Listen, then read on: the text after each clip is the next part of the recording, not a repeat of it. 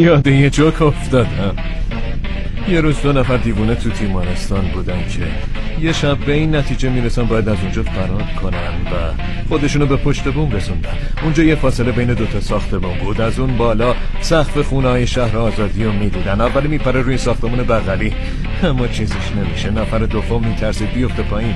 یه فکری به ذهن اولی میرسه و میگه هی، من یه چراغ خفه دارم، نورشو میندازم روی فاصله 2 ساختمون، اینجوری میتونی از روی اشعه نور رد بشی و بیای پیش من. ولی دومی میگه فکر کردی چی، من یه دیوونه‌ام؟ وقتی به نیمه راه برسم اون وقت تو چراغ خفه رو خاموش میکنی.